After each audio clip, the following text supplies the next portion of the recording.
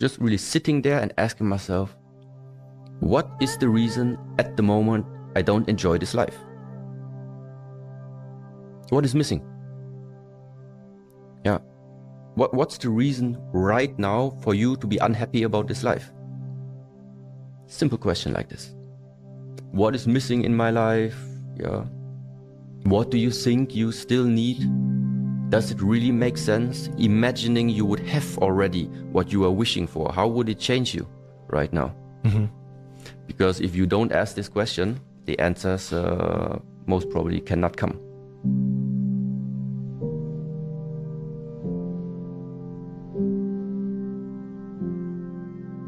Everyone has the possibility to unlock something very, very special about him or herself. And it's up to your actions.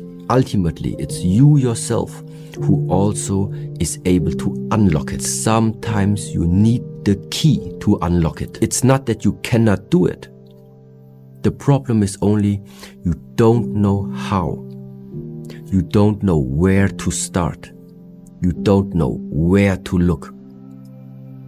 And this is why sometimes in this lifetime you are meeting someone that we call a teacher, that we sometimes call a master. It was you who put the effort into doing the training, doing the research, doing the work. Ultimately, it was you. But it was him or her that gave you that spark, that gave you that key, that you eventually started doing it. And this is why sometimes you need these people, because they hold the key for you to enter into the next door. They are the gate holders, the gatekeepers.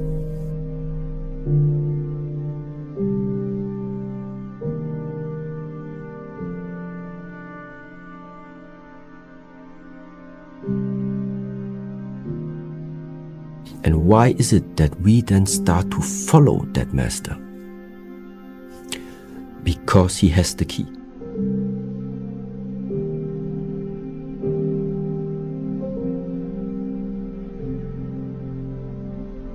To be able and take that decision, are you going to go for it or not?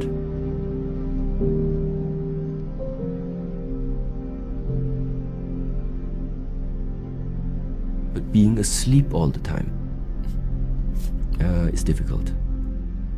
Yeah, and that is the reason you don't want to sleep right now. You want to be awake. You want to be awake and you want to be clear.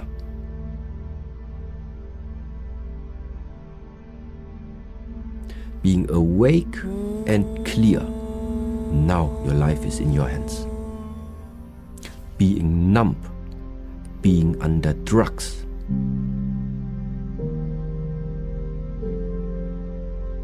be awake and be clear. And then fill up your energy tank. How can someone now who finds himself in this type of darkness, so what can he do? And there I can really only say there are a lot of different methods out there, and every door needs one certain key. Sometimes the Shaolin methods are not always the proper ones to just be offered to anyone. Sometimes it just doesn't fit. So if I right now just replace that word darkness with the term that something is closed, the possibilities are closed because there's nothing to see. You don't know what to do. So what are we doing in the different methods now in the Shaolin Temple?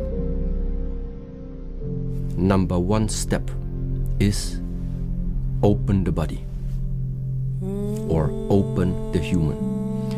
Open the human not only in terms of physically opening, meaning stretch open the muscles, stretch open the tendons, stretch open the ligaments, open really the body, open the lungs that more oxygen can come in. But also means open the mind. Open the mind meaning to realize whenever you are in a way limiting your views, for example, limiting your own perspective. And by regularly practicing, every day we have exercises to open the body. Every day we take care that we are opening and stay with the open mind. This openness after time is something that we are then starting to incorporate into our being, into our daily life. And this is what opens then the doors again. The more open you become, the more you will see once again the possibilities that are out there.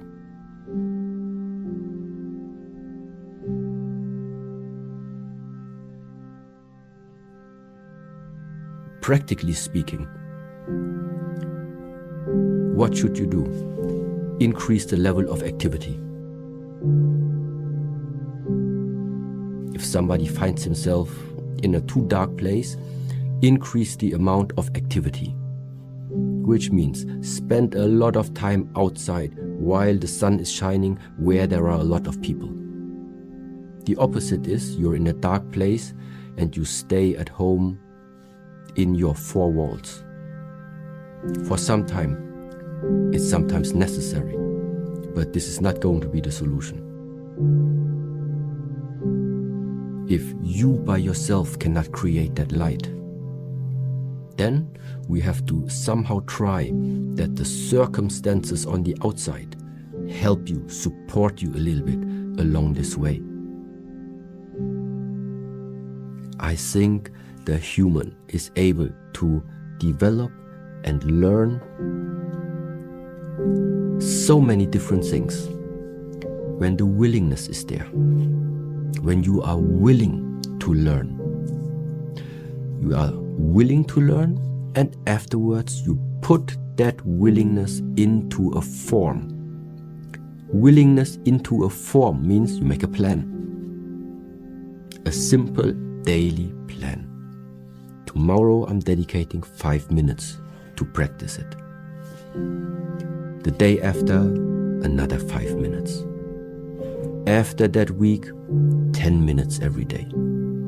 And this you keep no matter what, no excuse.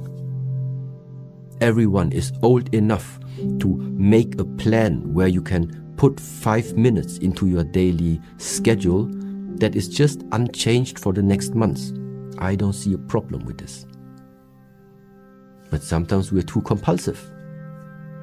Sometimes you do have a plan, but then somebody calls you, you receive a message, something comes in between, and suddenly the plan is gone. If you have this type of commitment, why would you even call it commitment?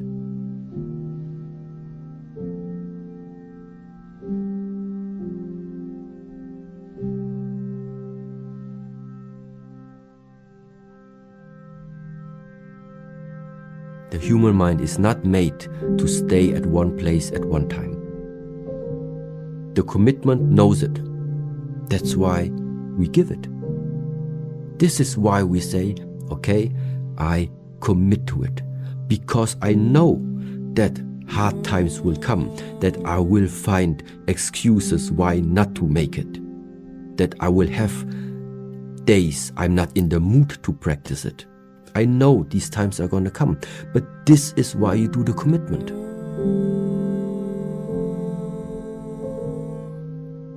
There is a history in all of us which cannot be changed, which means where we come from, what type of genes has been given to us. Yes. But at the same time, I also think that everyone in this world is absolutely free to express themselves in whatever way they feel like.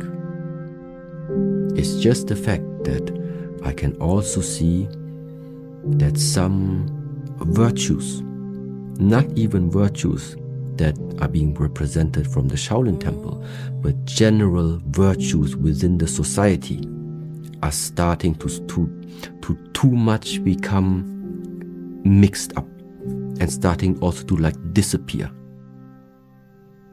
And therefore, I think it was a really good question to sometimes pay attention to the fact that what has been given to you sometimes needs some care.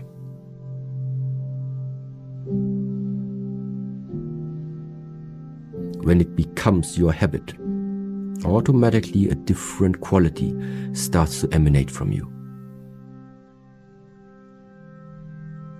Increase this type of quality, then I think this is what you should do. You don't jump around too much. You are not undecided.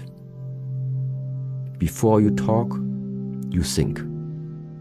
Before you talk, you think. You don't just let it flow out. But once it is said, it's backed up with action.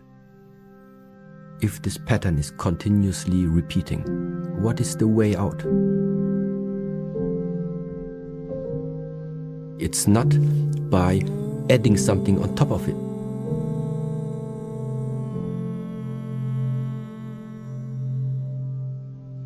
Because it seems like it's always about adding something more. You are learning something because you think you are missing it. You are going to another country because you think you are missing that experience. You are trying out another type of food because you think you are missing that taste. So that means the general idea, which is at the moment existing, is every time when we as humans feel something is lacking, the answer is just consume more. This is not about giving. It's about taking.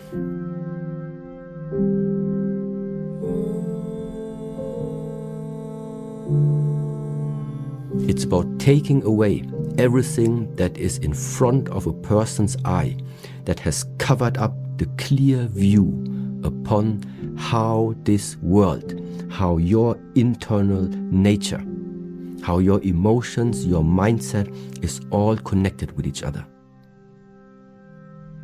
The reason why I talk, which seems like I'm giving out something. No, I'm not giving out.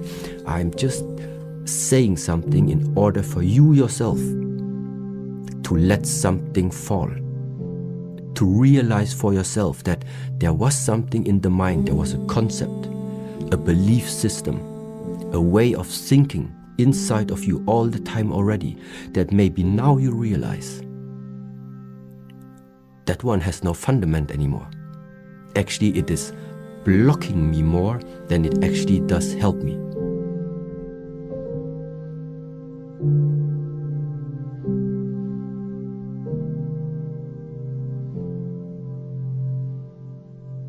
You think that because we are so well connected everywhere in the world, you can access quite a lot of information just by going on Google or on YouTube.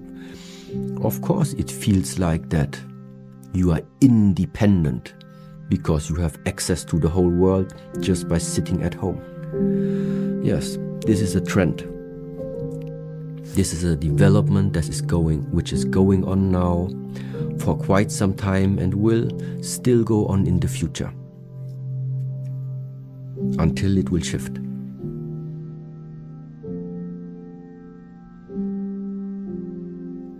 Until it will shift.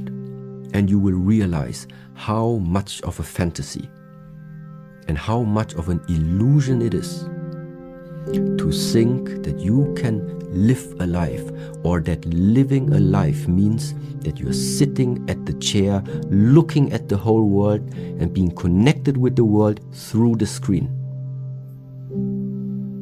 This is not living a life. This is you are living an illusion in this life. To live a life is you look at your hands, you look at your body, and you go out of the house. You do the steps. You do what makes your body sweat. You breathe in the air. You have physical contact with people. You talk face to face with people. This is living life. The other thing is sad. So the result of if something is too dark is it's very difficult to actually distinguish anything. What are your possibilities in the darkness? Because you don't see any direction, you don't see objects in the darkness. So what therefore the approach is, what therefore I think must be done is, no matter which method you're using, you need to light up that space. So either you find a way to really light up that space so that in such a way that darkness slowly disappears and you slowly start to see what is in that room, what is in that space. That is the first possibility. Or the second one would be that you are developing yourself and are equipping yourself with some type of skills that gives you better abilities to see in the dark.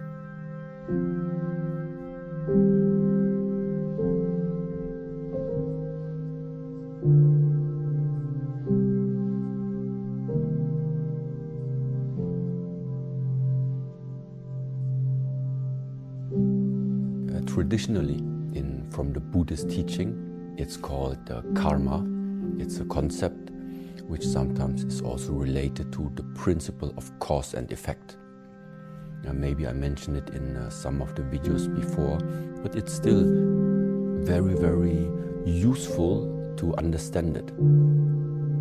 It is just saying that nothing happens out more or less only by coincidence.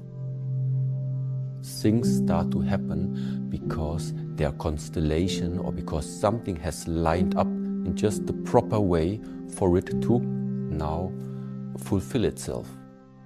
And so we say, when you plant the apple seed, the chances are high that you can get an apple tree. And when you are planting an orange seed, you can also have the potential to get that orange tree. And now the question is, how good, when you watch out in this life and when you watch out at yourself, can you see all these things that needed to be lined up in order for you, let's say, to succeed in something particular.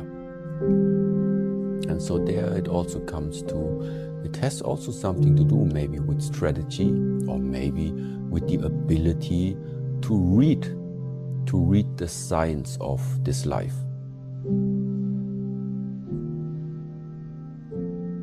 And the better, like in the chess game, the better you can read the signs, the better you understand how that game there works, the higher the possibilities are that this game is going to end in the way how you imagine this game to end, meaning that you're the winner.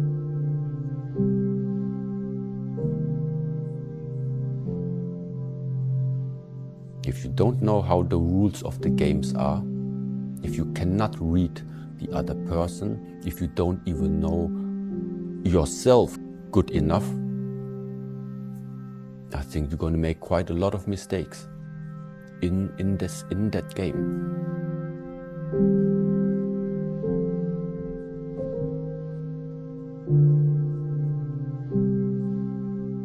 Many people nowadays maybe think also you need to live in the monastery, or maybe shave your head and be monk, or live like a monk. Well, let's say like this, it helps. It helps because all of this only means that for some period in your life, you don't care, let's say, what style you have. You're not interested to have a relationship at those moments. So at the end, it's really just about that you have some dedicated time where you say, first of all, I invest in myself. 1 year, 2 years, 3 years. So, but ultimately, everything that we try to share from the methods in this monastery, everybody should be able to use it. To live inside the monastery, this has never been and will never be something for the mainstream, yeah? Only crazy ones like me do this.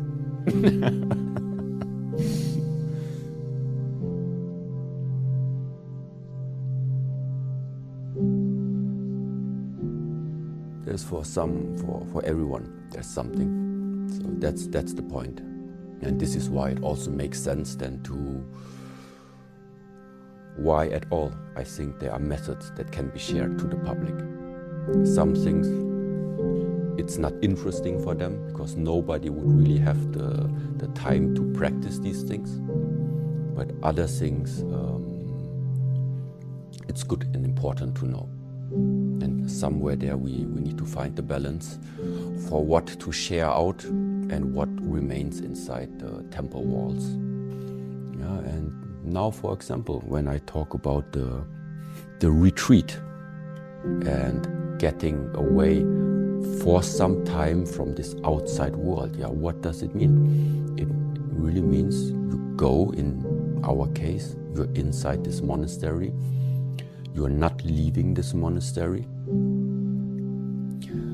You are not spending too much time, let's say, on the smartphone or on the internet, or even you don't watch any movies or any television or any shows. So you are very careful about where are you spending your time actually in those 24 hours day that you have. Let's say in winter time you sleep 8 hours, 9 hours, okay? Still afterwards you have 15 hours. What are you doing with those 15 hours?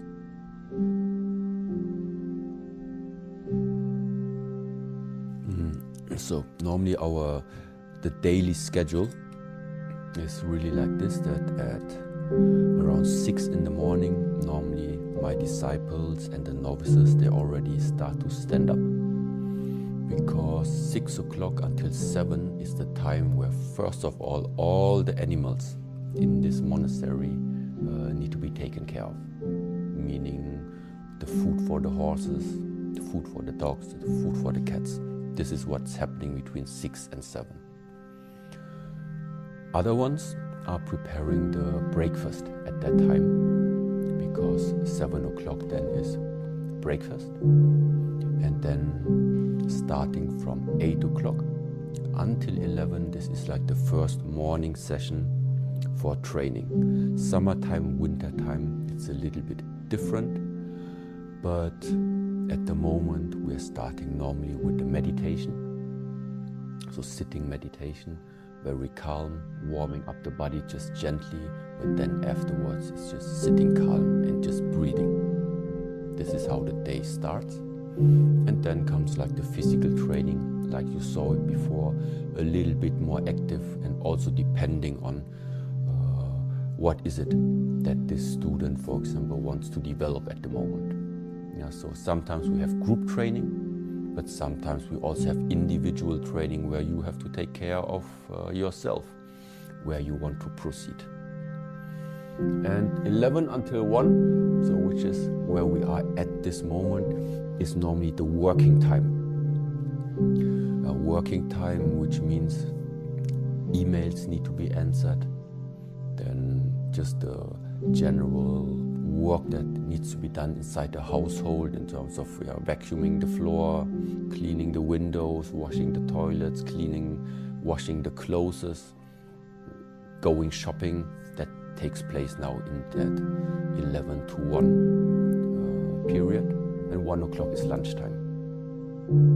After lunchtime we normally have a break until 3 o'clock, and then 3 o'clock until around 5 o'clock is again a training time. Training time, and 6 o'clock we have dinner, and then a short break, and 7 until 9 is again a next block where it's dedicated for practice. So there are actually 3 blocks of practices every day, and they can differ, because when I talk about practice, it's not just about physical practice. It can also mean it's something that you practice which is good for your mind. Sometimes you practice something which is good for the way how you are breathing. Sometimes you practice something which is then eventually good for your mood. Sometimes you practice something which is then really physically good for the way how you look. So practice for me is just that you are developing something on you, not just like physically speaking. So, and this is what the practice times are dedicated for. So that doesn't always mean that we go for running or just like doing push-ups or doing weight training or doing kicking and punching. This is one way of training. But like I said also, this complete way of thinking and what is like really important also to share to the people outside there, because I don't think that the majority of people is interested in punching and kicking. No, it is about to just get access to more different methods that you can use in order to improve the way how this life feels to you. This is the main point of all of these practices. So it doesn't matter how your life look at the moment, but what we all have the same is you have a body, I have a body. And there are methods to keep the body healthy. You have a mind, I have a mind. And there are ways how to develop the mind in such a way that you don't make too many mistakes when it comes to taking decisions. Meaning, there are ways how to take decisions that afterwards you are not going to regret. That can, for example, means it's better to take decisions in a state of the mind that we would call it, it's a clear mind. It's not a mind which is like based upon emotion. Not a mind that was just angry a few seconds before. Then people have different emotions, we have different emotions. Nevertheless, taking decisions out of emotion is not a good idea. Everybody has organs, we have organs. Everybody has muscles, we have muscles. And therefore this is what it's about. To go deeper into yourself and try to penetrate all the layers that are making you become who you are. And all these areas can be trained and should be trained. It's about the life quality of each individual. That's what is the important part. The life quality. It's not about the punching and it's not about the kicking. But life quality sometimes can also mean you just feel more stable, you just feel better, that when you go somewhere, you know that you are feeling strong, you are feeling ready, you feel that you are able to protect the ones that you like. So that means that you are feeling strong, that you feel solid, that you feel prepared. This can also have a significant influence in the way of your life quality, in the way of how you are like walking through this lifetime. Be stable. And these are simple things right now, why all the disciples, all the students that I have here, why I want them to also learn about the martial arts. Because this is what it's about. You want to develop your body in such a way that you feel strong, that you feel vital. But not just that you feel like this, it's also important that you really are strong and vital in comparison to yourself if you would not do the training. That's important.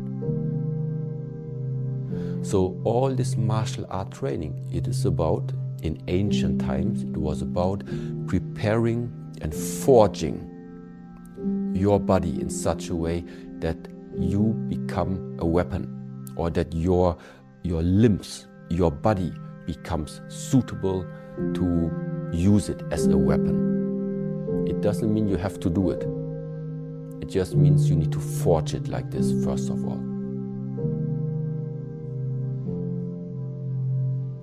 This is why still nowadays, 1,500 years, even after the original founding of the tradition in China, we are still keeping up exactly these training methods. Because to express physical strength absolutely has an impact upon how strong your mind is. It's not the only one, but it certainly is like related.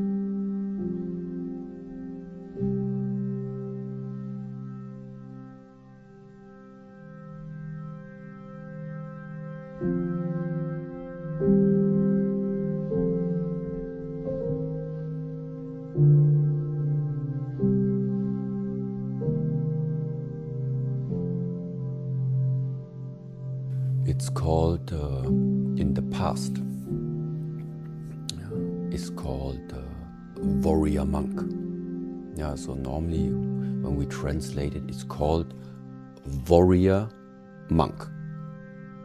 So if you take it literally, or if you read it in this way, it means number one is there is a warrior.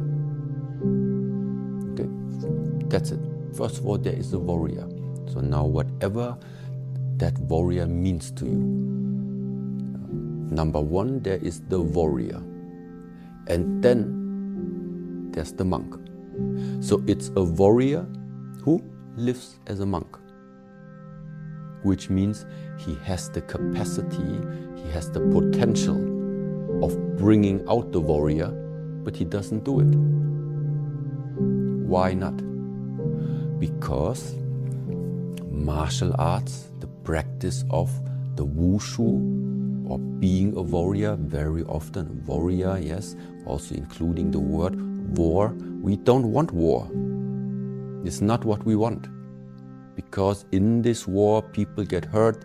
In this war, you have even more suffering. Yes. So, the warrior normally is, sometimes we can call it, it's the dark side of you. It is the dark side of a person.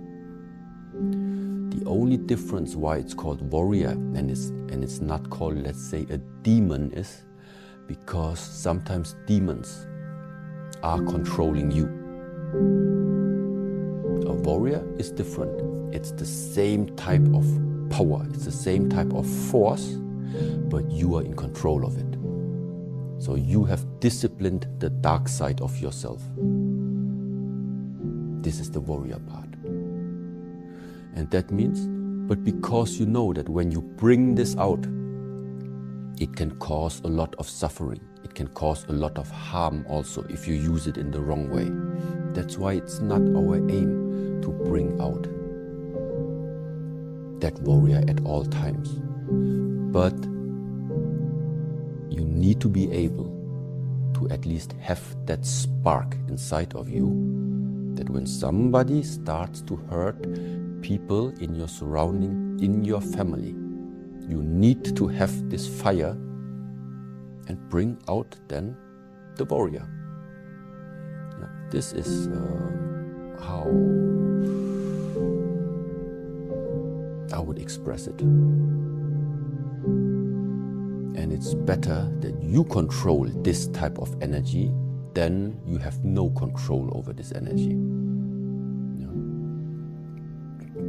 But every human has it. If you are provoking a person just long enough, it's gonna come out. And what comes out there, now the question is, who is controlling it? And yeah, some are called controlled by demons, and other ones control themselves. But the force is the same. It's very powerful. Thank you so much to Master Shi Heng Yi. Today's video was sponsored by mullingbrothers.com, the best motivational clothing brand in the world, where you can now get the Rise and Grind series, the Hardest Work in the Room series, and the Inspire Change series. And if you are lucky, there are also some books available on the website. All that support goes back into making these projects possible, and hopefully we'll make a future project possible with Master Shi Heng Yi. Thank you for watching, and I'll see you in the next one. Peace.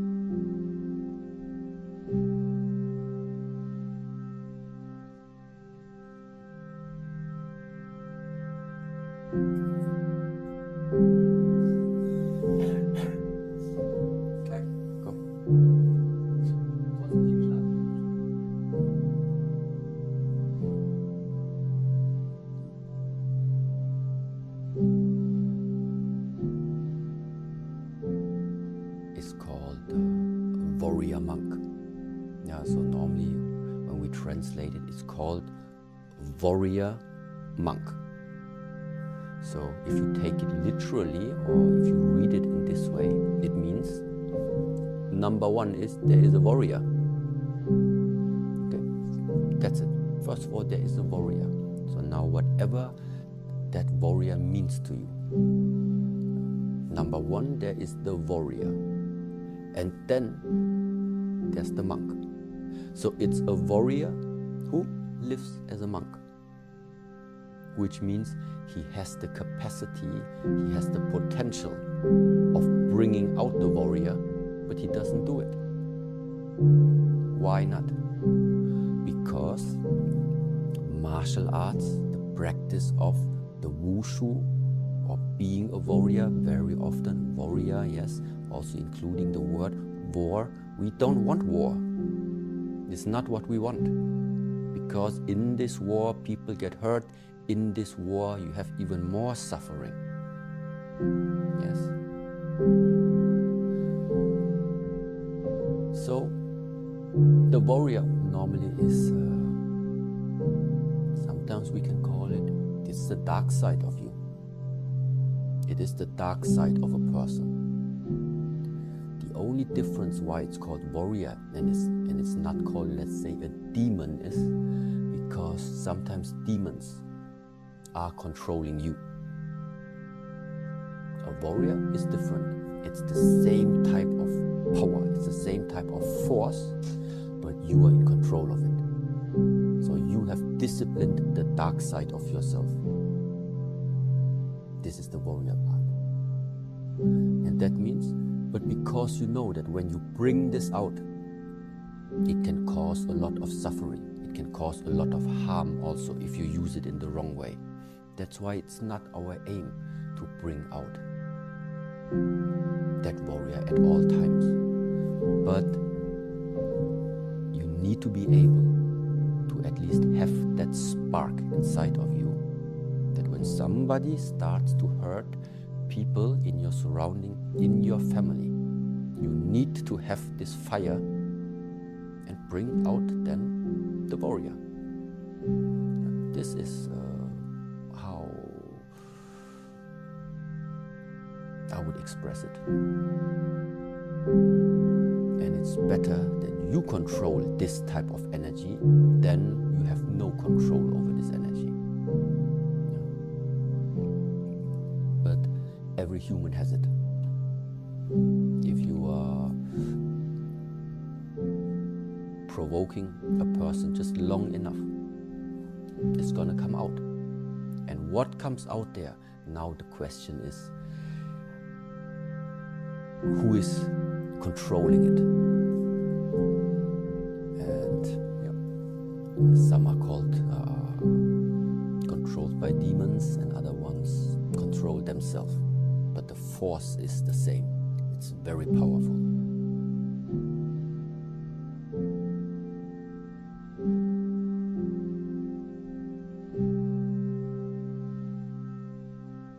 In the core, maybe there is the warrior, but the way how he behaves, it's the monk. On average daily life, he's peaceful, but only because he decides to be peaceful. But he is still able to tap into the other area. That is the difference. And so sometimes, and one of my masters that I appreciate very much, he really said it straight out like this. If somebody starts to attack your family, you need to be able to protect your family.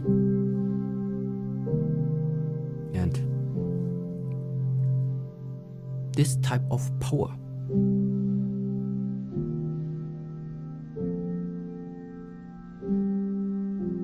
you just don't have it if you don't cultivate it.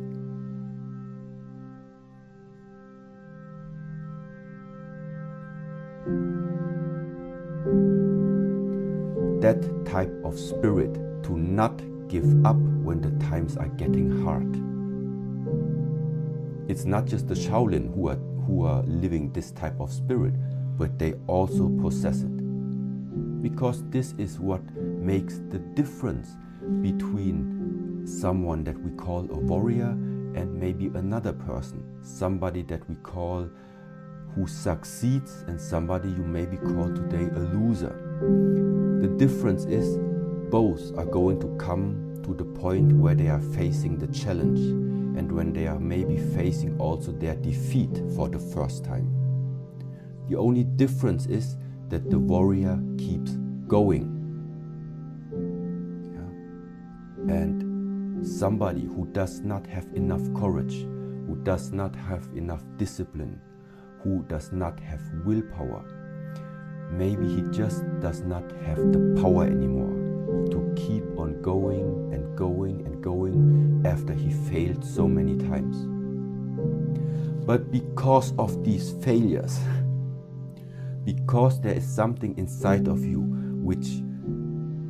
which feels that you don't want to fail the fourth and fifth and sixth time anymore, because of this, something else inside of you starts to become very, very strong. And once again, and then you only need to keep repeating and going, repeating and going. Don't lose sight. Don't lose sight. It is giving you confidence. It is giving you some ease to just know that yes, sometimes you go out into this crazy world, you can't control other people, you can control yourself, yes. And exactly because of this, you don't know who you are going to meet out there. Not everybody is peaceful to you. So it is just giving you an easy mind to at least know if comes up any situation where you would need to just take care of the beloved ones around you, then you are able to do it. You don't have to do it. You are able to do it. This is what gives you that ease. This is what gives you the freedom to walk out there without having fear all the time. But if you have no abilities, if you have no skills, and then somebody just says, hey, look, don't go to this Otterberg. It's a very dangerous city. No, you would never come to this city here. Already just because of the fear. But this is not freedom. Freedom is you can conquer all of this. Why? Because you have the ability to do it. Because you have developed yourself to not let fear determine your life. And now this is not something that just comes from the Shaolin Temple. It's just our approach to it. But fear is just nothing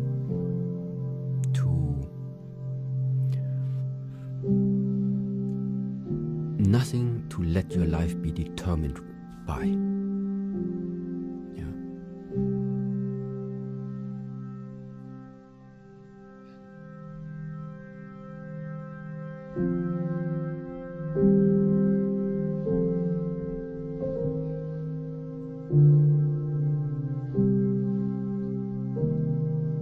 Thank you for watching Monk Mindset. If you enjoyed the video, please consider going to mulliganbrothers.com, where you can now buy the new Inspire Change t-shirts, the LFG t-shirts, the Hardest Worker in the Room t-shirts. If somebody finds himself in that place of darkness, light up that space. To grow, to open up, is the same as to bring light into the things.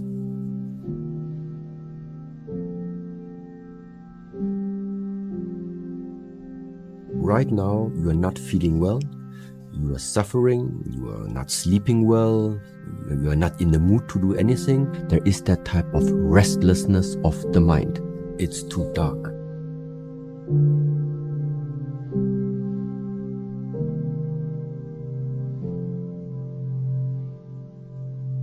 There are people that went through these type of situations but found a way to move on. What did they do? This is what matters to me. I think it's not going to happen if you have a person who during the lifetime is used to waste a lot of energy, waste a lot of lifetime. Even if you give him an afterlife, it's going to be the same. From where should this switch of mentality suddenly come? Waiting for better times to come, that you change something about you, is not going to happen. It's an illusion. You want to bring out something good, something, the better version about yourself. It's not going to happen in the next life. What you do right now, this is what you take to whatever gonna come afterwards. There is something we need to learn. And that one is rain. R-A-I-N. Rain.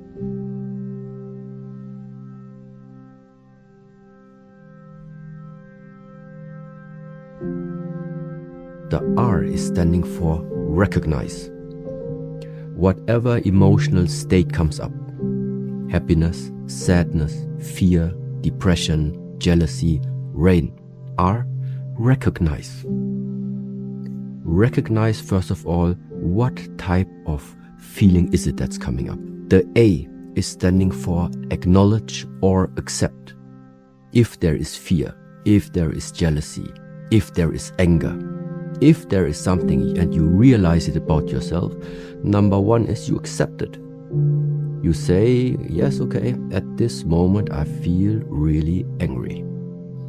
Yeah, I feel really sad. I feel the fear which is coming up. So that acknowledgement, meaning you try to stop yourself from trying to separate it. Because you can only adjust something if it is a part of you. Only if I have a connection to my emotion, to my state, only then I can change it. This is why that word A, that acknowledgement or that acceptance, is something which is like really important. Then the I is standing for investigation. Investigation means you recognize it, you accepted it, and now you investigate. Investigate can mean you ask the questions a detective would ask you. Why? Why is it coming up? Because of what did it come up? What did it trigger?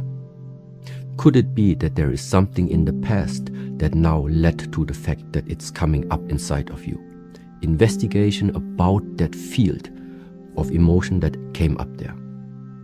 And the last one now, the N, is normally standing in Buddhist terms for non-identification. So non-identification means if you think something, you are able to recognize it.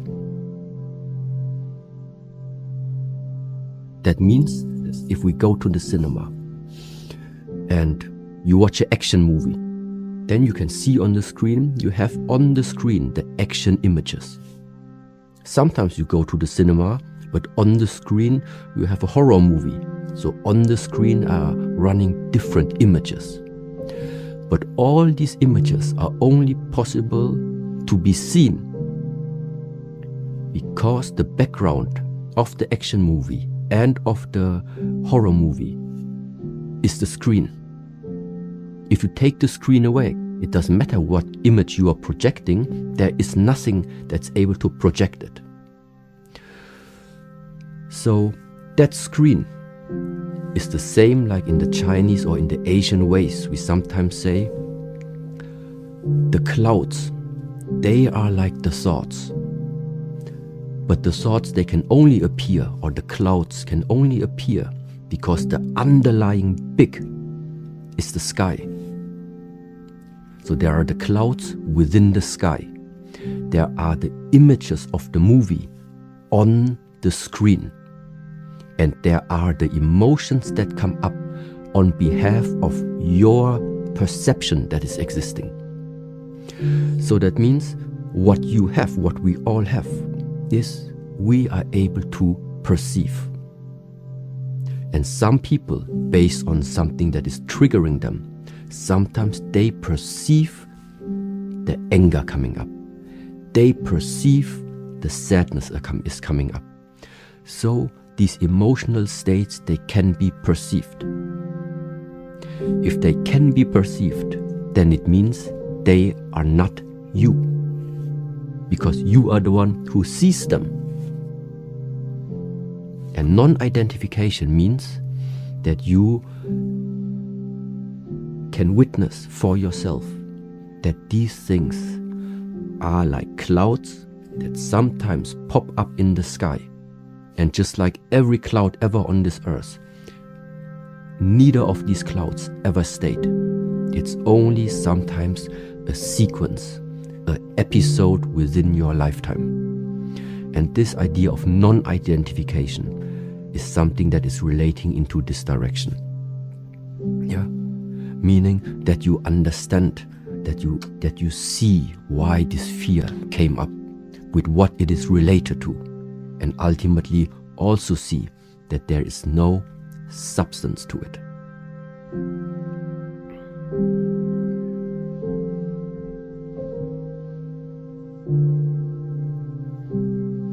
They see no other option. It's like a one-way street. And this is something that I think with the opening of possibilities, they need to be educated just in the same way. That's all what this is about. People need to know options. If nobody puts additional options in their minds, they cannot see it by themselves. And intention is what fuels life. Intention fuels life. You want to have quality life. And that automatically only means for me, you fill up every moment, and everything that you do, you are the one who fills it up with quality. You don't wait for anything to happen to make something be out of quality. You are the one, we are the one who can fill up whatever we're doing with quality. Everywhere we try to put as much as we can, that reminder inside again. Be mindful. Know what you're doing. Put intention behind it. Don't do things empty. No matter what it is. It is that reminder. It is up to your intention. It is your thoughts that is fueling the quality of life. And therefore, these are always just reminders. That's why we need to have structures, we need to have some method to reconnect us again, that remind us again. Remember, mindfulness is key. Intention is key. Be mindful. Remember yourself again. There's a different key for each door. Figure out which one is the right key to open that one person. I think it's time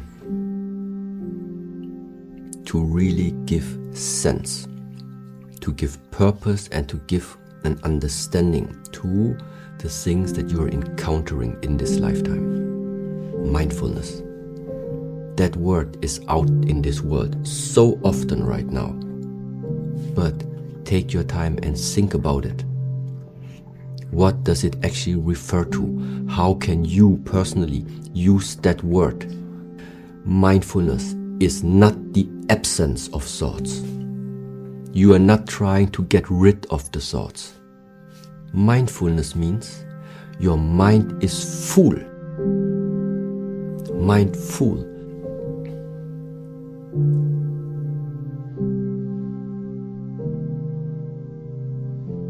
It is full of something that you chose. You individually chose. This is my purpose. This is my intention of why I'm doing something. You do your work, put some intention behind it. You are speaking to a person, be clear about your intention. Why are you speaking to the person? You are texting something, be clear about what is your intention. Why are you typing it?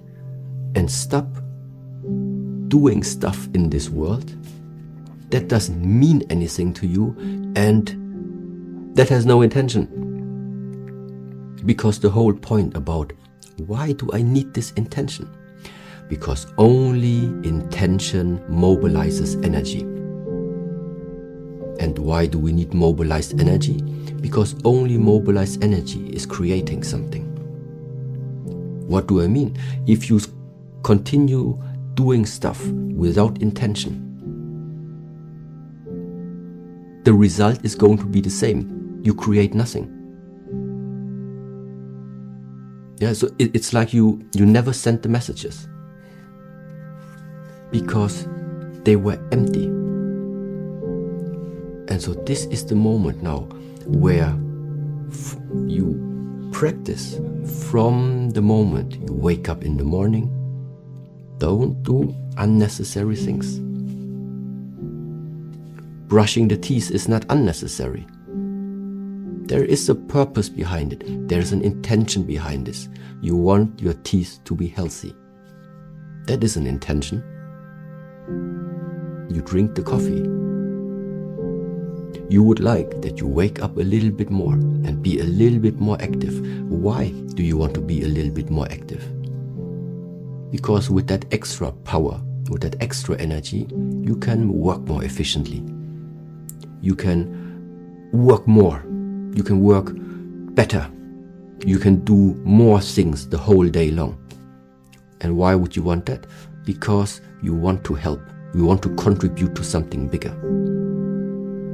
There is a whole range of intention that each individual can put into his daily life. Yeah. I can't say what are you supposed to, what type of intention you're supposed to put in there. That is the special part. That it is not about what you do. It is about how you do the stuff. How you are writing the messages. How you are communicating with people. How you are walking through this lifetime. It doesn't matter what you do. It's the how. Thank you to everybody at mulliganbrothers.com, where you can now get the hoodies, the t-shirts, and the Inspire Change hoodies dropping very soon as well. And all those profits from the website, including the posters and everything, go back into making this content. That is how we fly around the world and film these projects for you guys. So thank you so much to everybody and all your support. And if you haven't yet, hit that join button down below. I'll see you in the next one. It's the Tian Ren Di, the heaven, man, earth. Heaven, man, earth.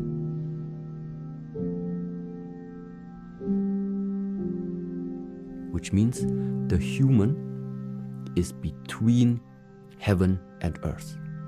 He's like the middleman between heaven and earth.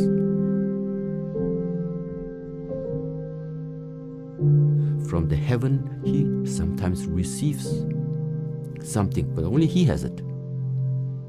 And now, what is he doing? Because he's in the middle, he brings this idea, this vision, boom, onto the earth and manifests it. Makes it real, yeah, for people to touch it, to see it. could right now say, I discovered for me. And since that moment when I really integrated this into my way of living, into how I walk through this lifetime, things are just effortless. Because I have the feeling that it's completely in harmony.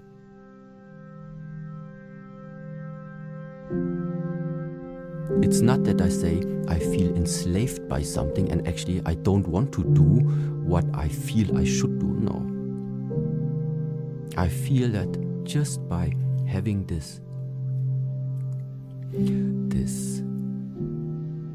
ideas, by having these visions, and then investing my lifetime to try and make these visions that come from somewhere, to make them become real. In the moment where I feel that it's just about, it's like you make your dream come true. It's like a wrong movie, It's like you write your own movie. Like this it feels. And it is so effortless. And I strongly trust that this is something very, very special that everyone is able to tap into.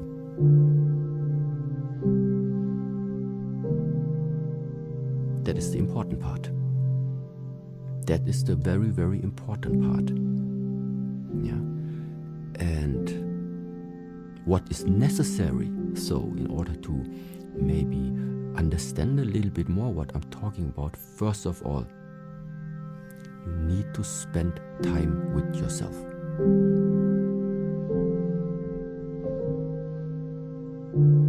How I sometimes feel inside, and it's one of the reasons why I meditate, one of the reasons why I sit down and I'm quiet, because I need to listen sometimes, no matter how strange it sounds. Listen to what? Listen to what the next steps are.